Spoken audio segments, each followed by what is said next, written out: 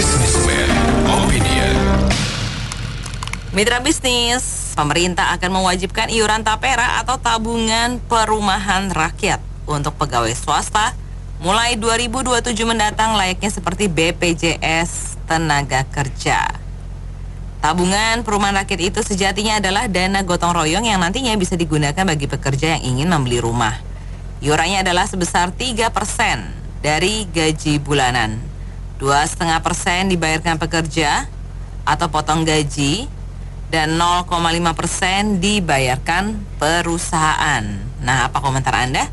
Silakan di 633-9160 atau WhatsApp call di 0816924924. Ini kan pungutan, maksudnya sebenarnya tujuannya ini sih bagus supaya rakyat itu menabung untuk dapat rumah. Jadi at least kita itu kalau udah tua itu rumah itu ada gitu ya. Dalam waktu tertentu rumah itu udah ada gitulah, nggak sampai jadi gelandangan. Cuman gini, BPK-nya yang audit pemerintah, yang audit badan negara, yang audit semuanya lah ya di Indonesia ini, BPK-nya maling. Terus KPK, ada lagi Jaksa Agung atau Jaksa Kejaksaan yang sekarang lagi rajin-rajin nangkap itu 271 dan yang lain-lain. Itu lagi heboh, cari beritanya terus di ini dipakai untuk opini supaya rame sekalian gitu nanti. Itu jadi ini barang sitaan itu ditenderin, tendernya itu diambil oleh mereka sendiri. Kira-kira ngerti ya apa ya? Nanti soalnya kalau aku ditangkap, kamu nggak punya narasumber kayak aku loh ya. Lah, jadi itu jadi aku itu golongan mereka sendiri cepat buat PT untuk ikut tender. Tendernya itu tanggal 10, PT-nya itu dibuat tanggal 1 gitu, 10 hari sebelum tender. Gila Kak. Terus harganya itu dibawa daripada harga yang sebenarnya. Lelang itu sebenarnya kan siapa yang paling tinggi gitu ya. Kok ini jadi kayak gitu. Nah, oke. Sekarang pertanyaan saya dibalik lagi ke situ. Kalau misalnya tabungan itu udah disimpan kan banyak tuh ya. Mungkin 100 juta orang gitu ya. Itu berapa ya? 1 bulan aja berapa? 100 juta kalau kali 150 itu berapa gitu ya. Terus tahu nggak kalau untuk ngumpul 200 juta aja ya, 200 juta itu kalau 1 bulannya let's say 5 juta gajinya ya, dipotong 3% gitu ya, 150 ribu kan, 150 ribu itu baru ngumpul 1.300 bulan. 1.300 bulan itu sedengki amat. Terus ujung-ujungnya nanti sampai jatuh tempo duitnya nggak ada, atau nggak sampai jatuh tempo duitnya udah nggak ada.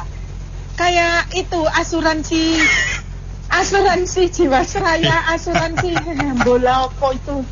Apa kita mulai atau kalau mau cepat mau kita nggak usah gengsi, kita hire BPK-nya itu dipecat semuanya. Hire apa? PwC, iya PwC. Pricewaterhouse. Nah, gimana? Malu nggak kayak gitu? Kalau saya ngomong gini katanya ngenyek, ya kan? Tapi apa nggak terpaksa saya harus ngomong? Sebenarnya sih ide itu oke, tapi benain dulu semua sampai sekian tahun, 5, 10, 30 tahun kayak gitu. Terus kan itu berjenjang terus ya, terus anak yang bawa lagi. Dan lagi pula gini loh, untuk yang menengah kayaknya nggak perlu dia digituin, karena mereka sudah punya cita-cita tersendiri, jadi nggak perlu.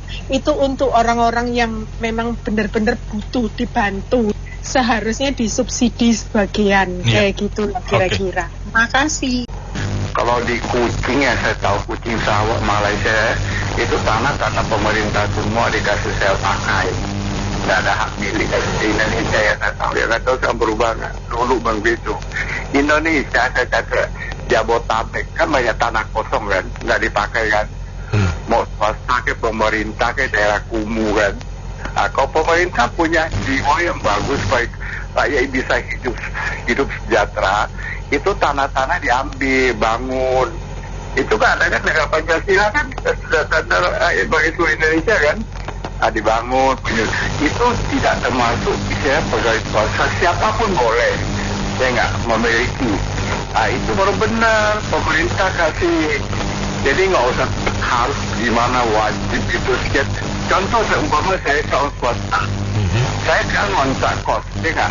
Uang kos saya kan bisa beban ke ini, saya sewa rumah yang dikasih pemerintah, saya bayar cicilan, benar nggak? Bangun dulu, seperti di Malaysia, di Kuching. Lu hanya ngomong dah, uang ini diambil. Ada tahu hilang mana? Nanti uang dibungain, benar nggak? Berarti kan tambah beban buat itu dong, pegawai swasta dong, dibebanin ke perusahaan. Itu kan nggak masuk akal peraturannya. Bangun dulu, banyak tanah kosong kan Jakarta, bangun apartemen, tanah daerah kumuh-kumuh dibangun, dibongkar, digusur, diganti, bikin jalannya raya, kasih apa, masuk pam listrik. Nah, itu baru benar. Jadi masa depan kita hidup layak daerah tinggal. Ya, nanti ketemu pejabat gua ajarin. Pemberitaan bahwa Kadin juga menolak dan PKPM juga tidak diikutsertakan, begitu juga PMPM Mandiri juga tidak diikutsertakan. Artinya ini masih masalah dalam revisi ulang ini. Kalau saya merunut dari pikiran saya, data saya ini kan ada Rakernas, Rancangan Kerja Nasional. Di sini roadmap-nya jelas bahwa 2014 itu tercipta perumahan 24.000 unit, sampai 2015 itu 48.000 unit, kumulatif tetap, artinya seluruh nasional yang terjadi seperti sekarang ini. Dan asumsi saya bahwa kredit usaha rakyat atau mengenai perumahan rakyat ini udah ada domainnya dari anggota REI sendiri, karena anggota REI ini kan bukan terhimpun dalam nasional aja. Begitu juga regional Asia Pasifik, begitu juga Timur Tengah dan internasional, mengenai pembangunan jangka panjang 2 dengan pembangunan hunian yang berimbang. Arti yang berimbang ini kan Nawacita 94, kawasan industri pertama dibangun, begitu ekosistemnya dibangun, terjadilah pemukiman untuk karyawan dan usaha mikro menengah sebagai penunjang, stasiun, dan halte, dan lain sebagainya. Ini yang peruntukannya saya rasa masih rancu. Dalam penandatanganan Pak Jokowi ini harus direvisi ulang, karena ini jangka panjangnya ini yang harus dijabarkan oleh Pak Jokowi dengan kabinetnya. Jangan dia serta-merta mengadakan program baru, tapi melalaikan program jangka panjang yang pemerintah sebelumnya sudah tegaskan untuk kedepannya. Ini yang kedua. Yang ketiga, harusnya BPKM-nya juga menjelaskan bahwa dana yang dikumpulkan dari karyawan atau masyarakat luas ini berimbang dengan aset portofolio saham yang berimbang, yang dipercayakan kepada narasumber yang pemegang saham yang dipercayakan. Artinya uang yang dimasukkan pun tetap sedia kala seperti yang penabung isikan. Dengan demikian, si penerima manfaat rumah yang nggak punya rumah menerima, dengan begitu juga menerima manfaat yaitu tabungannya sendiri. Karena ini kan 260% kalau jangka pendek, begitu juga jangka panjang. Artinya ini yang domainnya harusnya pemerintahnya jelas menjabarkan. Seperti yang tadi subuh saya dengar, narasumbernya juga terpatah-patah menyampaikan narasi materi yang disampaikan ini. Mungkin begitu aja Pak Anto. Terima kasih. Ya, menurut saya itu lebih kreatif ya.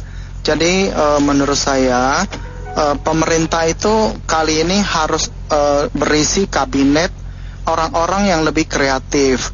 Jadi jangan lagi pikiran atau budget, anggaran, planning kerja 5 tahun, 25 tahun itu seperti yang zaman-zaman dulu lagi. Jadi harus lebih kreatif. Indonesia dikenal sebagai negara yang kaya sumber daya alam. Kalau kaya sumber daya alam, serta katanya juga letak geopolitiknya, jadi itu dimanfaatkan, itu pasti nilai tambahnya besar sekali, lalu panas buminya dan lain sebagainya. Jadi menurut saya kabinet berikutnya itu harus berisi orang-orang yang lebih kreatif. Yang kedua, orang-orang yang memang otak pikiran planningnya itu masih tempo dulu punya, yang sudah lama, hanya sekedar membuka tabungan-tabungan untuk menghimpun dana dan tidak tahu cenderungannya nanti dan pertanggungjawabannya, bersih tidak bersihnya, kapan manfaatnya, tidak transparannya. Nah, akhirnya uang itu lari kemana tidak jelas, dikorupsi atau tidak jelas. Dan dulu kan dulu sampai sekarang kan juga sudah banyak bukti-buktinya ya, dan kejadian-kejadian pahit. Jadi tidak usah terulang lagi hal-hal yang tidak kreatif seperti begitu. Jadi lebih kreatif sedikit untuk memanfaatkan sumber daya alam Indonesia, memanfaatkan letak geopolitik, geostrategis ekonomi Indonesia. Lalu juga letak Indonesia yang rakyatnya itu banyak, itu semua investor, pengusaha kaya, perusahaan-perusahaan besar itu juga banyak sekali. Jadi menurut saya lebih kreatif sedikit. Lalu korupsinya itu memang harus ya lubang-lubang tikus itu harus ditutup semua, dibasmi semua, sehingga ada sisa anggaran yang bisa dimanfaatkan untuk perumahan rakyat. Lalu dikreatifkan lagi bahwa pembangunannya gimana, cara memanfaatkan tanah kosong dibangun. Mau nggak? Contoh, Pak Anton sama saya adalah pegawai, dipotong 3%, 2,5% tidak apa-apa, tetapi tabungan saya itu tetap ada, kapan saja saya mau cairkan bisa, yang fair, lalu juga dibungakan. Pemerintah berani nggak menjamin seperti itu, seperti perbankan? Kalau begitu, maka saya membantu, walaupun bunganya kecil tapi membantu, uang pokoknya tidak hilang. Ya, sebetulnya kan bangun rumah, membangun rakyat itu kan adalah kewajiban negara.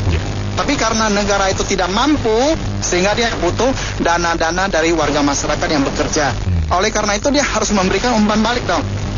Jadi kalau saya kerja sama kita itu sebagai pegawai, potong 2,5%, investasi ke negara atau Pemda, bangun rumah itu kan menghasilkan, maka kita juga mendapatkan semacam kayak saham atau keuntungan tiap tahun dan transparan. Berani nggak dia seperti begitu? Kalau berani, saya dipotong 5%, 10% pun nggak apa-apa. Karena menghasilkan, intinya ujungnya adalah kreatif, berkualitas, dan menghasilkan. Maka rakyat pasti mau. Iya, jadi ini kan kita fokusnya pada pekerja formal ya. Setiap pekerja akan dipungut termasuk pemberi kerja. Lalu bagaimana dengan pekerja informal? Ya, dikejari. Kemudian ini kita lihat ya, contoh sehari-hari lah, kita realistis. Banyak sekali pekerja formal, kemudian ya katakan 5 tahun dia selalu store, ya 5 tahun. Kemudian dia keluar dan usaha sendiri. Lalu uangnya bagaimana ini? Itu yang pertama. Yang kedua, kita kan katakan ya, bulan pertama kita store ya 3%. Kan di situ dikatakan siapa yang ingin membeli rumah? Semua pekerja angkat tangan, saya mau membeli rumah. Siapa yang duluan? Nah, rumah itu gratis atau enggak? Kan sudah ada dia ngangsur. Ya, itu. Nah, itu kan akan menimbulkan kerancuan. Ya, katakan dalam sekali pungutan dalam bulan pertama terkumpul 10 miliar. Nah, dengan 10 miliar misalnya ada satu orang yang kepingin beli 200 juta. Prosedurnya bagaimana? Apakah dia harus tetap mengangsur sampai 200 juta lunas atau gimana? Kita nggak tahu. Apakah dia setelah misalnya baru 2-3 tahun kemudian dia keluar tidak jadi pegawai lagi, dia memutuskan untuk menjadi wira swasta? Gimana? Nah, saya kasih solusi ya, sebaiknya ada bank punya BUMN, BTN yang memfokuskan pada perumahan masyarakat. Lebih baik itu dikasih bunga yang rendah, 1% atau 2%. Kemudian untuk tiap area itu ada maksimumnya. Misalnya nih rumah tapak ya, maksimum 400 juta atau 500 juta di Jakarta DKI. Mungkin di Surabaya agak turun lagi 400-450. Di kota makin kecil pun juga plafonnya harusnya makin rendah juga, 200 juta kayak dan sebagainya. Ya, jadi siapapun mau pekerja formal, informal, semua pasti membutuhkan rumah. Dan kalau dia mengajukannya dengan income kira-kira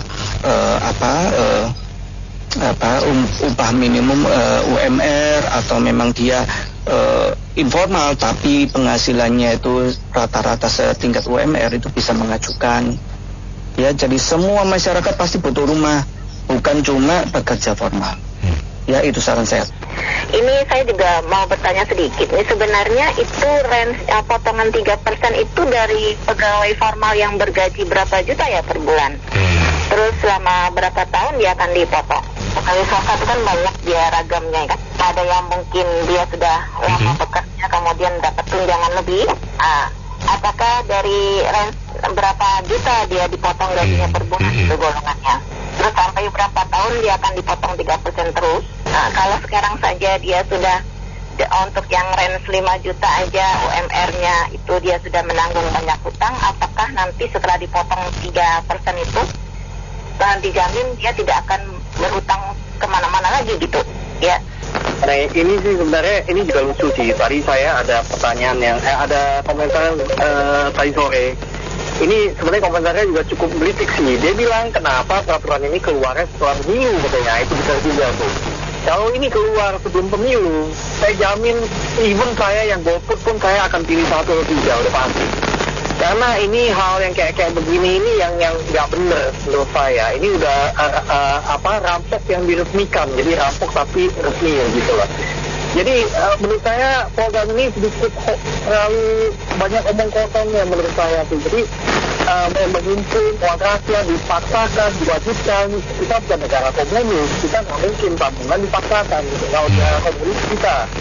Jadi dipatok 3%. Kalau mau oke, pemerintah kalau mau mengemis duit rakyatnya untuk bangun IKN dan sebagainya, untuk makan siang gratis dan sebagainya, nggak punya uang, ingin mengemis uang rakyatnya, jangan patok 3% Pak. Bolehlah 50.000 aja, tolong rakyat dulu, marilah per bulan, tolong tunjukkan 50.000 untuk kami, ya, untuk kami korupsi dan sebagainya, bolehlah. JHT dan BPJS Ketenagakerjaan itu tidak cukup untuk kami korupsi, uangnya perputaran puluhan triliun itu kami kurang cukup gitu loh. Jadi jangan dipatok 3%, itu terlalu rakyat sekali menurut saya pemerintah ini. Jangan berlindung kembali ke OJK, bukan, janganlah OJK untuk itu kita tahu lah, semua juga sama-sama maling semua. Jadi jangan ngomong bahwa program ini bagus dan sebagainya. Hitung-hitungannya aja nggak masuk. Jadi orang yang bisa berhitung matematika lulus SD bisa hitung lah 3% dari 5 juta kali berapa. Dalam 10 tahun biaya rumah udah gitu berapa juga. Jadi nggak ngejer.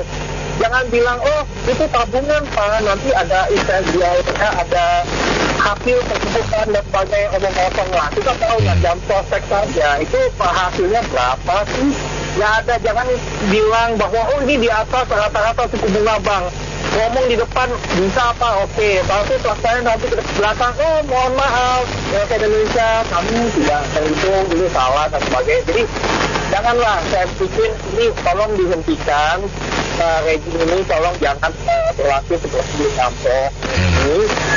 Tahun 2027 kalau ini mau diteruskan oleh Pak Prabowo, dijamin mereka yang ini tidak bakal milih gitu loh. Oke, terima kasih. Jadi itu juga belum tentu perumahan ini, tapra ini jadi solusi. Bayangkan kalau ada buruh yang kerjanya di Kabupaten Tangerang, tapi perumahan yang dibangun itu di Subang gitu, atau yang dibangun itu di daerah Karawang Timur gitu kan, itu juga tidak tidak solusi buat pekerja itu. Kita lihat fakta bahwa PT Perumnas aja sebagai tangan pemerintah membangun perumahan rakyat itu kan silahkan rakyat Indonesia menilai lokasi yang dipilih oleh Perumnas, desain rumahnya, kualitas bangunannya bagaimana. Makanya orang tetap memilih, kalau yang mampu akan pilih Sinarmas dan seterusnya, atau yang sedang-sedang akan pilih begitu banyak pengusaha-pengusaha properti kita yang juga bangunannya bagus-bagus itu perumahan. Nah, sehingga kalau buat orang yang gaji 10 juta misalnya, dipotong 2,5%, 250.000, ya lebih bagus dia menabung saham, beli saham BBRI, BBCA, atau BNRI yang defensif.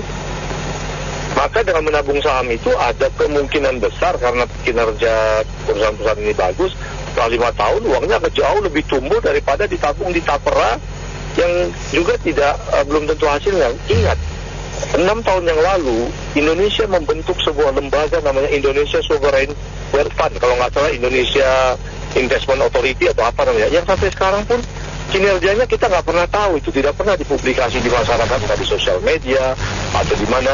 Jadi lembaga Indonesia Sovereign Wealth Fund itu waktu itu mungkin ada penyertaan APBN sekitar 50 miliar atau 500 miliar, ditambah dia harus cari, kan gagal juga. Orang-orang yang dipilih di situ mengerti saham, mengerti investasi, tapi saya pikir jualannya nggak lebih besar daripada jualan orang jual garam itu, produsen garam atau produsen sendal jepit yang besar di Indonesia, nggak lebih besar itu hasil output yang diberikan ke negara daripada Indonesia Wealth Fund itu gitu.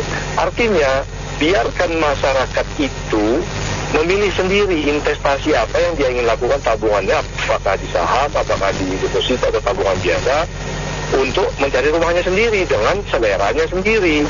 Kalau ditabung-tabung gini ya jelas masyarakat akan menilai tapera sebagai instrumen akal-akalan untuk mencari cash flow, karena obligasi negara udah banyak banget, utang itu untuk utang luar negeri juga dibatasi oleh undang-undang. Kemudian apa cara lain gitu? Inilah tabungan perumahan rakyat dibikin potongannya yang buat orang yang sudah punya rumah kan jadi tidak berbeban.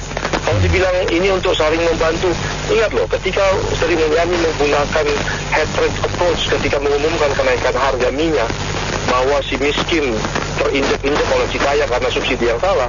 Bukankah BPJS itu juga banyak orang kaya yang sudah punya, atau orang mampu lah, yang sudah punya asuransi yang bagus, entah itu Manulife, Prudensial, dan sebagainya. Dia juga mau tidak mau dipaksa ikut BPJS, itu kan dia juga nggak pernah pakai.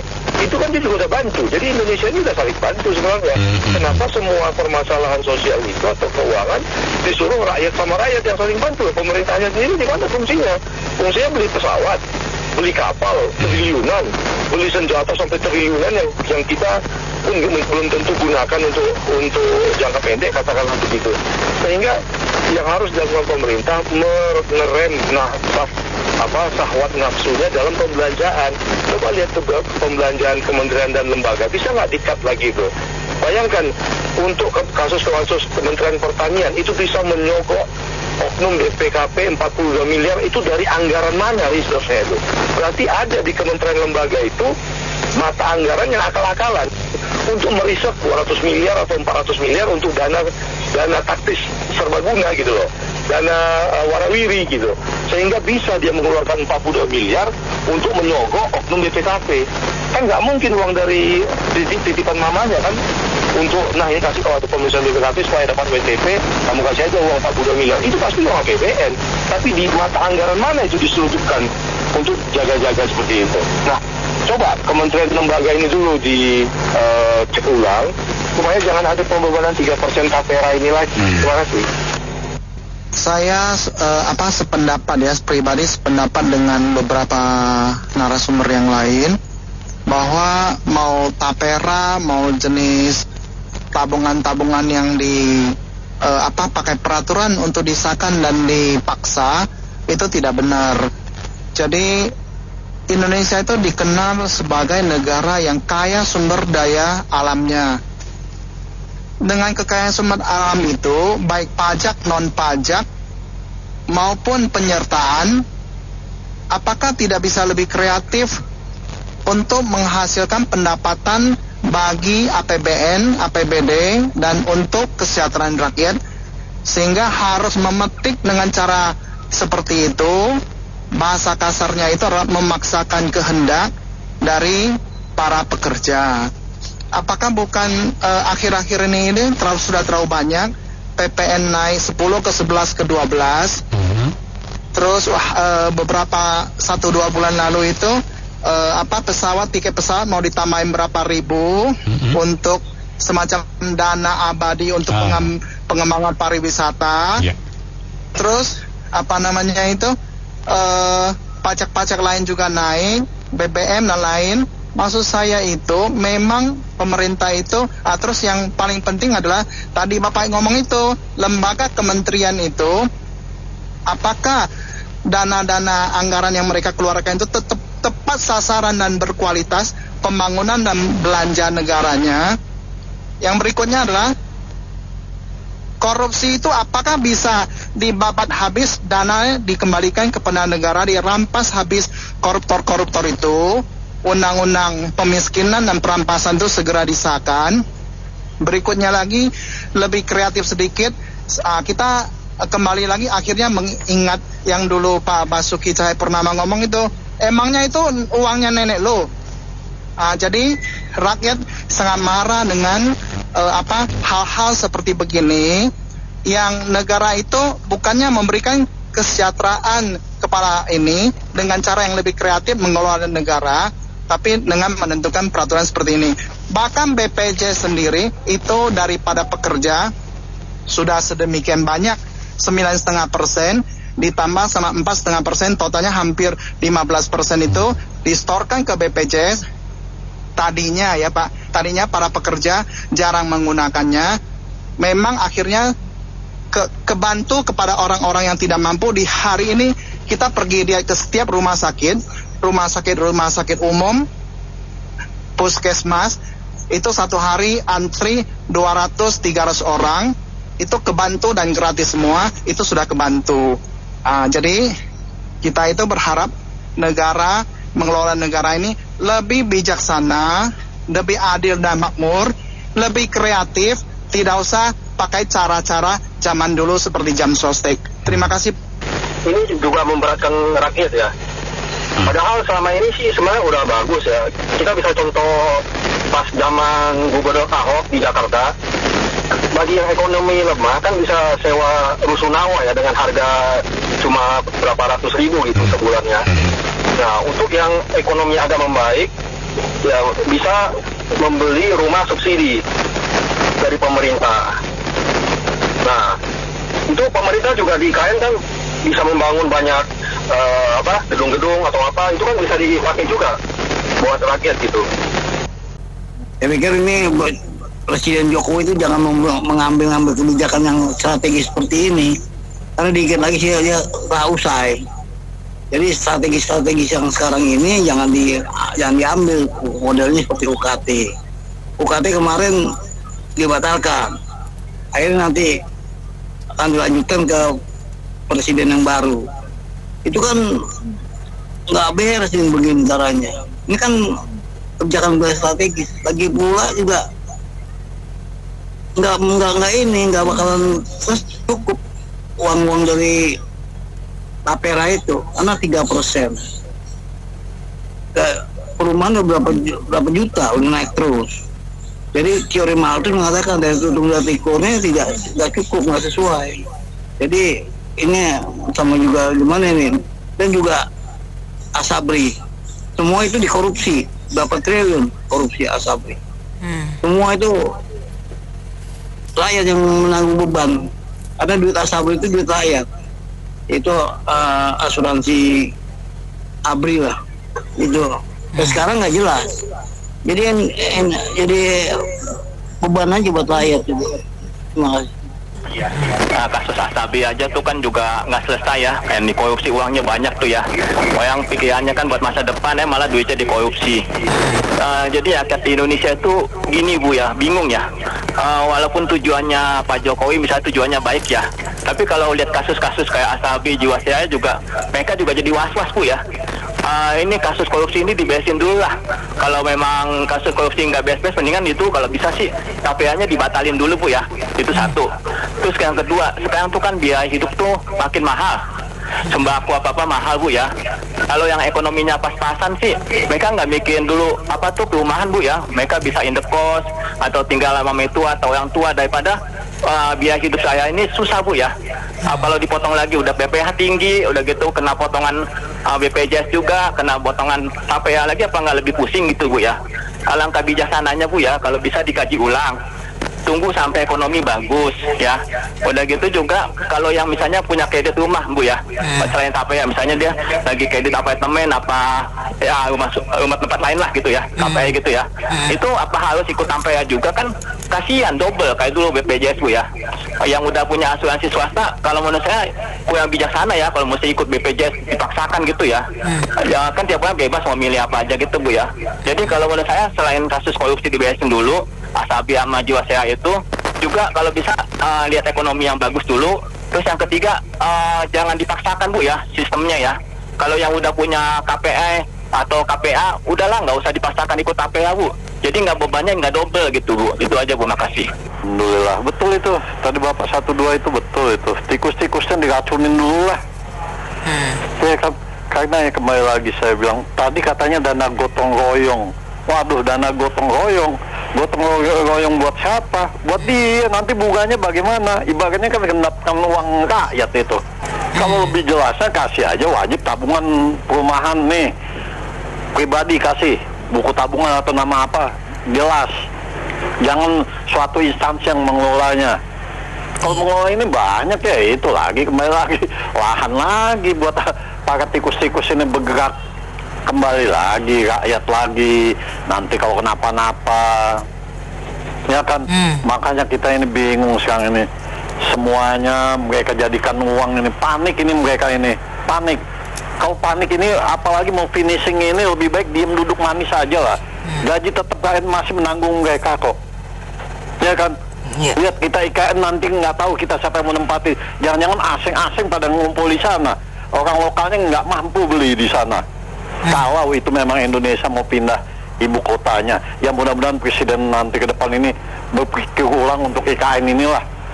Karena kan kita ini betul, aduh, rakyat betul-betul udah lagi susah, sumber daya beli masyarakat ini udah, aduh, diperas-peras betul, tambah lagi nih TAPERA, UKT ini itu apa? Udah panik ini, nggak tahu siapa yang mau ngasih utangan lagi, cuma andalannya Cina aja kan, nggak tahu Cina mau ngasih utang lagi atau enggak. Itu saja dipikir ulang lah, betul lah. Makasih, Assalamualaikum. Ya kita kalau misalnya dipotong gaji ya pegawai negeri juga harus potong dong. Mau gaji presiden kayak mau gaji menteri potong semua. Jangan kita doang yang dipotong. Udah itu suruh mereka juga naik transportasi umum lah.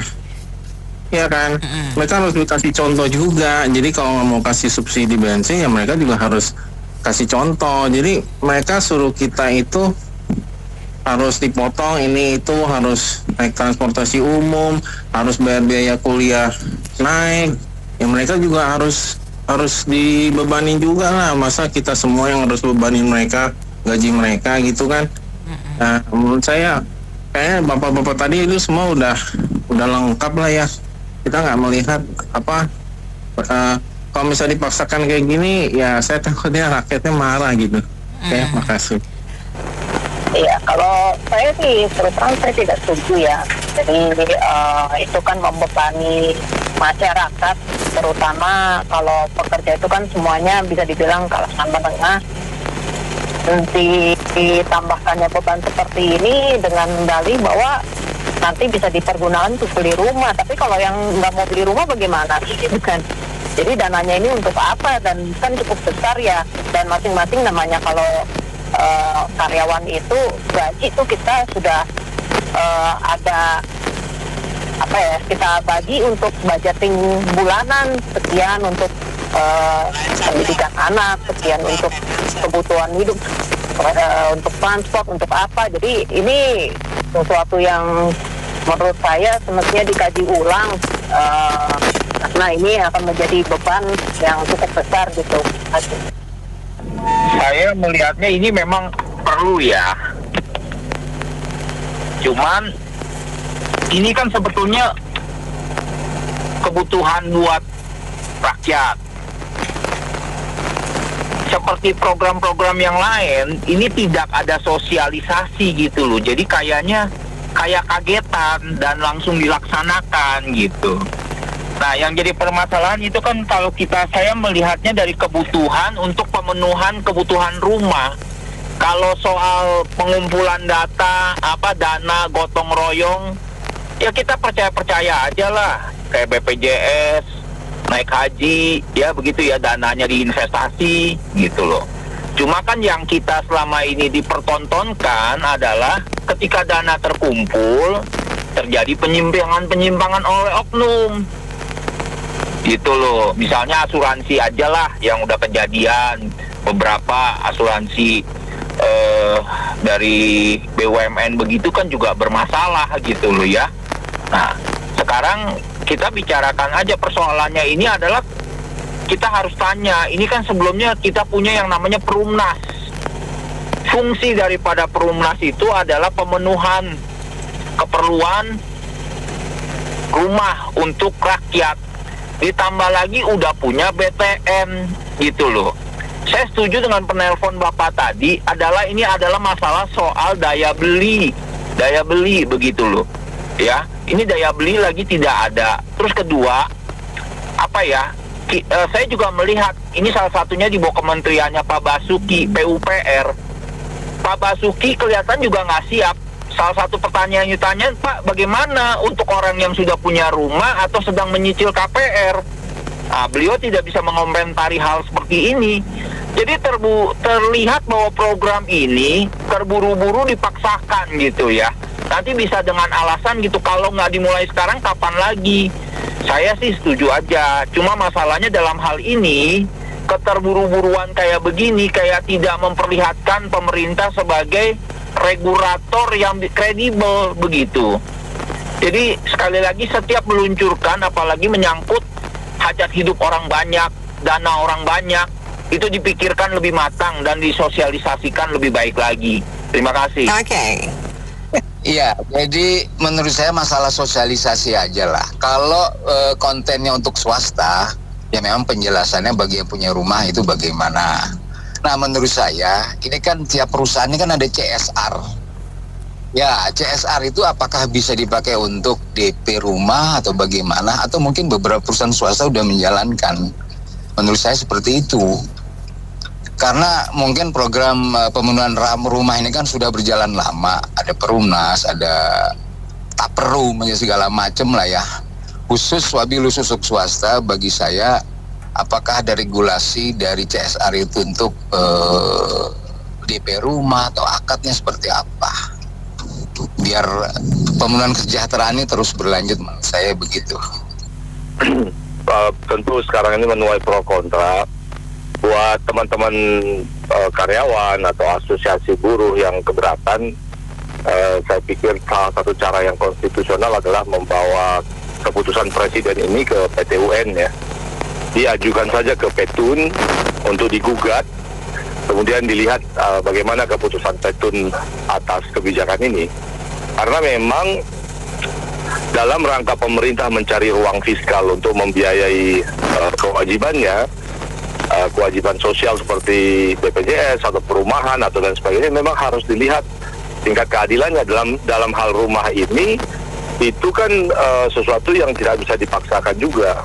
Banyak sekali saat ini tanggungan dari seorang karyawan. Baru saja 3 bulan yang lalu Sri Mulyani juga menaikkan PPh, pajak penghasilan ya, sehingga banyak sekali orang di Jabodetabek terutama yang merasa naik gajinya sekian persen, kemudian potongannya 2 kali sekian persen gitu, atau 1,5 kali sekian persen, lebih kecil gaji yang dia bawa di bulan April dan seterusnya daripada gaji yang dia terima sebelumnya, meskipun naik gaji.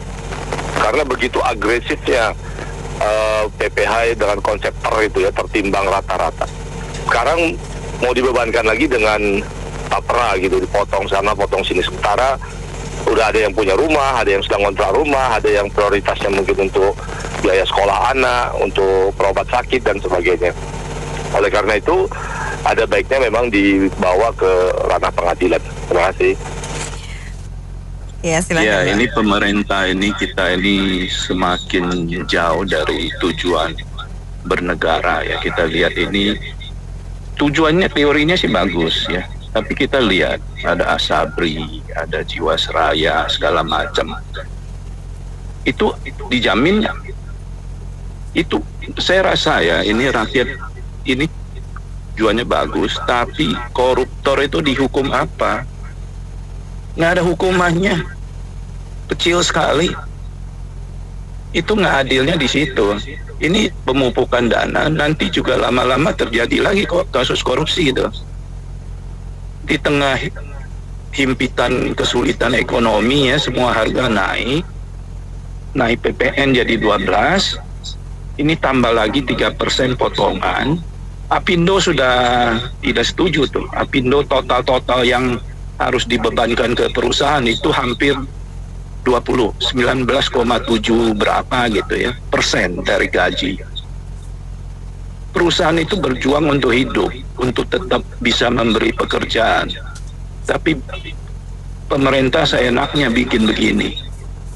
Sebagian dari pajak yang kita bayar itu tujuannya apa? Pemerintah kan mesti bertanggung jawab atas itu. Nanti lagi bikin lagi tabungan buat kawin ya, buat nikah, tabungan buat punya anak 1, punya anak 2, terus peran pemerintahnya kemana? Semua dibuang ke sini. Tujuan populisnya makan siang gratis. Begitu dipepet-pepetin nggak ada dana, oh ya kasih susu kerbau aja katanya, atau kasih telur. Kan itu permainan yang sangat jorok gitu loh. Memenuhi ambisi politisi bermain di ranah kekuasaan, bebannya dibebankan ke rakyat semua. Itu yang kita lihat ya. Jadi kalau tadi bagus sih ya, ajukan ke PT UN untuk atau Mahkamah Konstitusi atau apalah untuk membatalkan itu. Ya, tapi secara moralnya itu nggak dapat. Pemerintah bikin begini itu nggak dapat dengan kondisi yang korupsi semakin marak ya, nggak tepat. Beban semakin berat. Itu pegawai memenuhi kebutuhan aja semakin berat, terus ditambah lagi potong 2,5 ya. Pemberi kerja kan kena setengah. Itu ujung-ujungnya gimana lewatin hari per hari, bulan per bulan. Kasihan sih. Ya, saya sependapat dengan pembicaraan masukan sebelumnya. Memang agak konyol ya. Saya yakin ini nggak akan berhenti dengan Tapera ya, bakal muncul yang lain lagi. Nah, sekarang memang tidak ada lagi peranan dari DPR ya untuk kontrol ke pemerintah, ya apalagi kan pemerintah udah nggak punya oposisi ya. Ini memang udah parah sekali negara ini, dan saya juga agak ngeri akan banyak korupsi ya. Apakah pemerintah akan sedang butuh dana mungkin buat proyek-proyek yang jalan, IKN dan lain-lainnya, saya juga nggak tahu. Sangat ironis sekali, dan lebih baik seperti negara lain lah, sekaligus besar aja lah pungutannya dari awal 20% misalnya. Tapi kita nggak usah dipungut-pungut lagi, tapi betul-betul dana itu dipergunakan untuk kesejahteraan bagi rakyat. Pemerintah itu makin lama makin membebani rakyat, bukan mensejahterakan rakyat. Lama-lama gaji karyawan yang dibawa pulang itu sangat sedikit, sedang barang-barang itu mahal, semua barang dipajekin, kirim barang dipajekin. Lama-lama bingung sendiri sama pemerintah. Makasih ya. Ini Tapera ini kan perbaikan dari Taperum. Waktu dulu 93 itu dimunculkan khusus untuk pegawai negeri. Realisasi 94 realisasi. Cuma pegawai negeri ikut, waktu itu potongannya 5.000, 7.000, 10.000 kalau tidak salah. Golongan 3 waktu itu 7.000 ya, sarjana itu 7.000. Nah, kemudian dalam perjalanannya itu kan ada permasalahan dalam pengelolaannya, sehingga ya yang harusnya kita mau cari untuk DP rumah nggak dapet. Ya akhirnya itu terus bubrah itu. Nah, kemudian Pak Jokowi waktu tahun 2014 itu terpilih kan tahu ada permasalahan seperti itu, kemudian mau mengadakan perbaikan. Kemudian di waktu itu dia dana PP yang baru menjadi Tapera. Waktu itu belum sampai perluasan ke masyarakat, masih PNS karena PP-nya belum disempurnakan. Nah, kemudian tahun 2000-an 19 atau 20-an gitu itu kan diperluas kepesertaannya menjadi masyarakat luas, termasuk karyawan-karyawan, dan iurannya beda. Nah, kalau dulu itu kan harga rumah masih murah. Tahun 90-an 5 atau 97 itu harga rumah tipe 36 sekitar 20-an juta waktu itu. Atau ya sekitar itulah. DP-nya 7 juta, sisanya diangsur 10 tahun, itu 150.000 lah. Nah, sekarang harga rumah untuk tipe 36, tanahnya samping rumah saya ini 100 meter dari rumah saya ini harganya udah 500 juta. Iya. Ini tuh samping rumah saya 100 meter tuh tipe 36. Tanah 82 itu sudah 500 jutaan lebih dikit lah. Sama balik nama ya 55 lah. Nah, seperti itu kan, dengan uyuran seperti itu nanti sampai saat tiba waktunya itu kita nggak bisa untuk DP-nya aja 10%, 30% berapa. Nah, oleh karena itu menurut saya pengumpulan dana ini tidak efektif dan membebani masyarakat. Apalagi itu kan wajib mandatori. Kalau option monggo silahkan, yang sudah punya rumah, punya tanah kan bisa ikut sendiri, misalnya dibantu orang tua, pinjaman orang tua tanpa bunga, bisa bangun rumah. Lah, ini kan masalahnya kalau sudah seperti itu, misalnya nanti ambil dari itu tak perlu apa itu namanya tapera, itu misalnya hanya untuk uang muka, terus mati menyincil KPR kan jadi double angsurannya dan berat. Dan cilakanya ya apa namanya, para pejabat kita tidak amanah. Kita diberikan kewenangan untuk mengelola dana bersama seperti yang sudah ya taperum dulu aja itu kan ada masalah itu. Lah, mesti ujung-ujungnya nanti dikorupsi, ya Asabri, terus Jiwasraya, terus kemarin Taspen aja dikorupsi, direkturnya sekarang kan kena KPK itu. Apalagi ini nanti ya dikorupsi lagi. Ya, saya ini termasuk korban Jiwasraya, sampai sekarang belum cair, ini sudah pensiun padahal saya ini. Sudah setahun lebih belum cair ini. Pemerintah itu jangan memaksakan program seperti itu. Yang penting gini, yang mau KPR dikasih DP 0, kemudian bunga murah, disesuaikan dengan lingkungan kerjanya, dan tempat kerja nggak jauh dari rumah yang diinginkan. Itu bunganya dipermurah, bunganya kan besar masalahnya. 16% itu kan besar. Harusnya dibuat bunganya seperti di Amerika 2% gitu, atau di Jepang 0%, begitulah. Ya, kemarin saya juga sempat baca-baca ya, itu tapera itu baru bisa dicairkan pada usia 50-an lebih. 58. Ya, itu udah hampir usia pensiun ya, atau jangan-jangan itu usia pensiun juga. Jadi hampir sama kayak JHT sebenarnya. Apa bedanya gitu? Kenapa nggak udah JHT aja cukup? Ini kan memberatkan pengusaha sama pekerja. Sedangkan pemerintah ini peran sertanya apa? Kemarin-kemarin kan pemerintah itu selalu ngomong tingkatkan daya saing produk dalam negeri. Sekarang tapi pungutannya tambah banyak, gimana mau berdaya saing? Coba lihat listrik di luar negeri sama di sini, ya beda jauh. Barang kita nggak bisa bersaing akhirnya dengan produk impor yang lebih murah. Jadi ini sebenarnya aturan yang dibuat-buat ya, nggak tahu tujuannya buat apa. Nggak ada manfaatnya sama sekali. Buat apa orang punya rumah baru bisa beli rumah setelah usia pensiun? Jadi itu kalau saya baca bisa juga digunakan untuk DP pada tahun kesekian. Tapi setelah kita DP artinya kan kita udah beli rumah. Terus apa kita masih menyetorkan lagi tapera itu? Sedangkan kita udah punya cicilan rumah dong, udah punya KPR. Jadi ada 2 kali tuh, double, satu untuk KPR, satu lagi untuk tapera. Jadi sama juga bohong lah ini, nggak ada manfaatnya sama sekali. Untuk pengusaha dan pekerja memberatkan, tapi untuk pemerintah malah menguntungkan. Duitnya bisa dipakai dulu. Ini makanya dari kemarin-kemarin yang ada Menteri Basuki bilang, oh duitnya nggak hilang, duitnya dikumpulin kan. Ya kita juga tahu duitnya dikumpulin, tapi kan itu gunanya nggak ada buat kita, buat pekerja. Ini sebenarnya terlalu dibuat-buat. Ini mungkin pemerintah lagi butuh duit gede ya, makanya perlu menghimpun dana seperti ini dengan kedok tapera. Ya memang sih kemarin untuk menjadikan seorang anak jadi cawapres ya mahal harganya. Dari saya itu aja, terima kasih. Iya, ini pemerintahan ini tinggal 5 bulan lagi, Pak Jokowi ini. Janganlah membuat program-program baru yang aneh-aneh beginilah. Nah, meskipun dari 2016 sudah rame.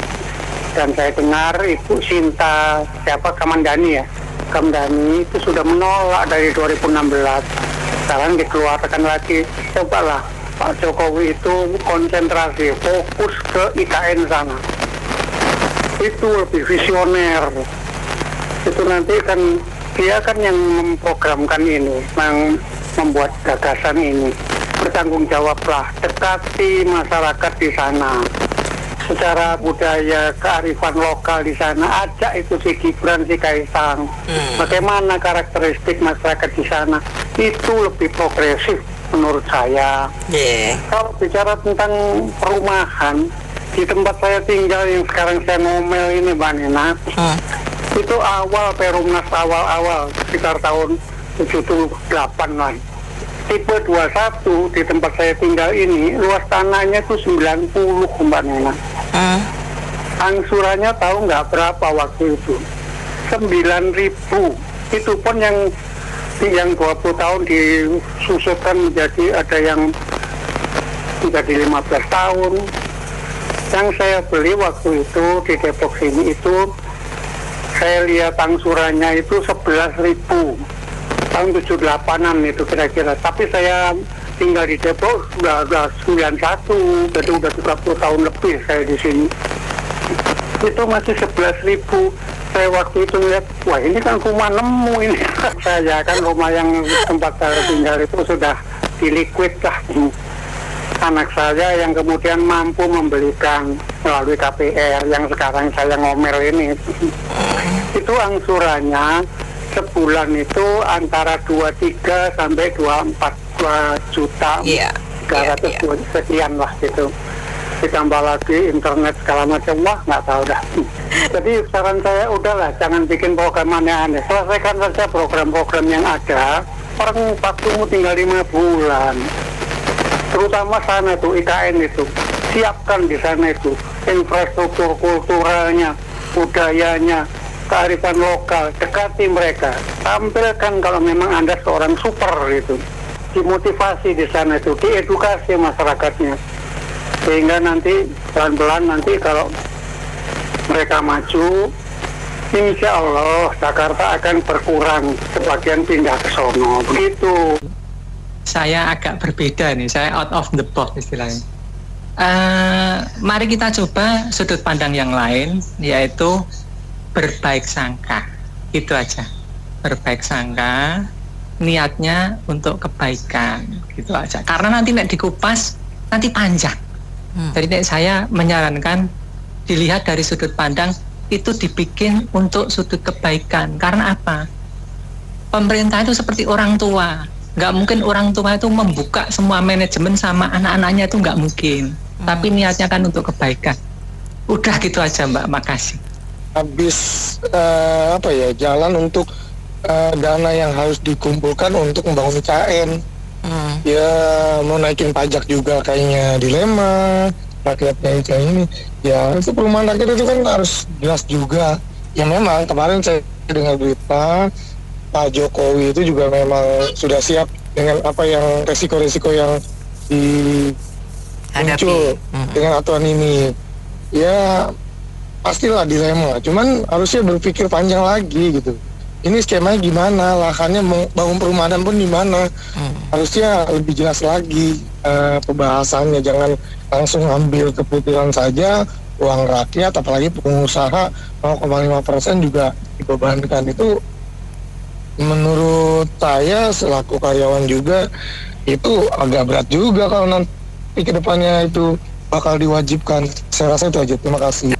Ya, kalau saya sih melihat ini belum utuh pemerintah dalam announce masalah ini. Jadi mungkin nanti akan diikuti oleh beberapa announce lagi yang lengkap, karena kalau cuma begini ya semua orang juga pasti akan merasa keberatan. Ini kan kayak telur sama ayam. Pekerja pun kalau pemerintah seperti sekarang biarkan seperti ini ya nggak dapat rumah, yang ada ngontrak seumur hidup. Jadi ini kalau saya lihat pemerintah memang belum utuh dalam memberitahukan pengumuman ini. Artinya sosialisasi ini harus benar-benar detail, benar-benar masyarakat mengerti, dan yang pasti uangnya nggak hilang, uangnya berkembang. Mungkin kalau sudah nabung 2-3 tahun sudah bisa dapat rumahnya sesuai dengan daerah yang dia inginkan. Tentu pasti ini ditujukan untuk bukan untuk yang level manajer ke atas ya. Artinya ini pasti untuk yang level menengah ke bawah, karena untuk tahu sendiri untuk akses dapat rumah kan tidak gampang gitu. Dan tentu pemerintah harus bijak menentukan lokasi. Nanti kalau pemerintah detail dan bagus, saya yakin akan disambut. Tapi kalau memang nggak bagus, saya yakin juga gagal ini. Terima kasih. Ya, saya gini, kalau gitu ini kan potongan ini untuk perumahan rakyat. Untuk sebelumnya para pegawai yang berusia sampai 40 tahun dipotong aja sekalian untuk biaya perkawinan. Kan pemerintah harus nyiapin dulu juga dong, nikah dulu dan sebagainya kan. Potong 5% lagi usul saya ya. Terima kasih. Ya, saya mau ngasih opini ya Bu ya. Kenapa bisa sampai sebegininya ya pemerintah tuh istilahnya kolek dompetnya rakyat ya. Bingung saya ya, karena APBN-nya itu tuh banyak yang bocor tuh ya, untuk hal-hal yang tidak penting dan tidak adil. Makanya usul saya itu Ibu Suryani itu memang harus tegas untuk pengeluaran yang bukan untuk kesejahteraan seluruh rakyat dari Sabang sampai Merauke itu ditiadakan, disubsidi oleh negara. Itu kan hanya satu kelompok saja, satu golongan. Bagaimana nggak bocor? Akhirnya kan jadi mau sampai kapanpun Indonesia akan kekurangan uang. Kita sedih nih ya sebagai anak bangsa. Orang-orang yang pada mati kelaparan di Papua bisa ada kelaparan, di NTT sama aja, di mana-mana ya. Ini memang keuangan negara ini bisa dibilang bleeding ya, pendarahan keuangan, sehingga pemerintah juga bingung karena pemerintahnya juga nggak berani kayak gitu loh. Untuk institusi tuh yang saya tahu ya, Ibu Sri Mulyani harus tegas, harus berani, kan sekolahnya tinggi tuh ya, punya integritas dong kayak gitu, jangan diem aja. Makasih. Yang tanda tangan ini, yang adakan ide ini, pikirannya itu ya kreatifnya pakai otak atau pakai pantat. Gila, kalau kita aja gini aja ya, saya kan sudah punya cicilan rumah, apa saya harus ikut lagi? Satu. Kedua, uang saya katanya akan putus punya saya. Ya, tahun kemudian rumah saya kan sudah cicil dong. Dulu 15, ibaratnya kita ngomong beli emas lah 1 gram dulu 700.000, sekarang 1,3. Itu uangnya di mereka apain? Satu. Kedua, kalau tiba-tiba saya umpamanya nih karyawan tiba-tiba nganggur, nggak bisa bayar persennya, uangnya bisa diambil balik nggak? Jangan menteri-menteri itu sangat inovatif, dia bangun tidur gimana tekek rakyat, peras rakyat. Tapera itu bagus namanya kok. Tabungan penindas rakyat bisa, perampok rakyat bisa, penjara rakyat bisa. Itu Taspen punya duit, Asabri punya duit, Jiwasraya punya duit, semua dikorupsi. Begini aja kasih tahu tuh pemerintah yang dengar tuh, pejabat-pejabat penguasa yang tertinggi itu, nggak usah hukum mati koruptor. Di itu aja undang-undang pembuktian terbalik, uangnya dari mana, selesai sita semua, bebasin dia, nggak usah dikasih makan di penjara, nggak usah dijaga. Undang-undangnya nggak mau disahkan pembuktian terbalik, karena kenapa?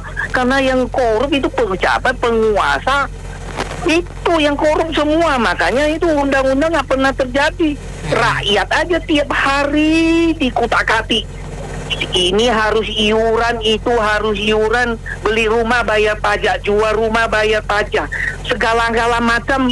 Besok-besok kenapa saya juga harus bayar pajak, kuburan bayar pajak, terus apa lagi itu pejabat kerjanya, ya? Kalau menurut saya, janganlah terus-menerus memeras rakyat kecil, kasihan mereka itu gajinya nggak seberapa, ya kan? Kalau untuk rakyat kecil itu adalah tugas pemerintah untuk membantu mereka yang punya rumah. Itu udah tugasnya. Belajarlah dengan negara lain, ya kan? Kenapa kita tidak pernah mau belajar? Apa-apa dikit-dikit meres pajak terus. Sudah terlalu banyak pajak ini yang diperas. Kata Pak Ahok itu. Saya sih mengharapkan Pak Ahok bisa jadi gubernur DKI ini supaya ada warga Jakarta lebih baik ke depannya. Jadi saya pikir kalau mau itu pemerintah, anggaran pemerintah itu mereka tuh korupsinya aja kurangin 1%. Sudah cukup itu. Korupsinya aja dikurangin 1% lah. Nggak usah banyak-banyak, itu 1% dari anggaran pemerintah di korupsinya itu berapa? 1% aja itu sudah cukup, menurut saya udah lebih dari cukup. Mereka itu serakah. Korupsinya besar-besaran tuh ya untuk mereka sendiri hidupnya mewah-mewah, rakyat kecil makin susah, tidak dilihat. Mereka mikirin mereka aja dengan mobil mewah, kehidupan gaya mewah, segala mewah. Itu tidak baik menurut saya. Kita sebagai manusia tidak bolehlah seperti itu. Apalagi dengan yang kakak satu rumah, kakak 3. Itu sudah terjadi sejak dulu. Kakak itu satu rumah tuh kalau di kampung tuh bisa 8. Karena saya ini sering membagi sembako, saya tahu. Dulu saya pertama saya kaget. Kalau satu rumah bisa 8 kakak, apa benar ini? Oh, terjadi benar. Memang orang kampung tidak punya rumah, tidak punya duit untuk membeli rumah ke anaknya. Jadi disekat-sekat. Rumah itu disekat-sekat. Kamar itu satu keluarga kalau sudah kawin disekat. Jadi sehinggalah bisa terjadi 5 kakak, 6 kakak, 7 kakak. Kasihan juga mereka itu sebenarnya nggak punya duit untuk beli rumah. Jadi sekat-sekat keluarganya kalau udah anaknya sudah pada kawin. Kutak-katik pemerintah ini kayak nggak ada kerjaan gitu. Pikirlah yang terbaik gimana sih Indonesia ini yang baiknya. Disuruhlah orang tuh habis sekolah itu dikasihlah kerjaan tuh bagaimana cara mikirnya. Menteri Pendidikan itu juga harus otaknya berjalan dong. Itu sekolah tuh terlalu rendah. Habis sekolah nggak bisa masuk di sekolah di perusahaan swasta karena terlalu rendah pendidikannya. Di tes HRD nggak bisa masuk di perusahaan. Mau kerja di mana? Terlalu rendah pekerja itu sekolahnya itu loh.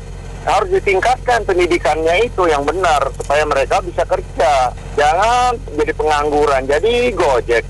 Ya nggak bener lah ini bangsa Indonesia mau dibawa kemana.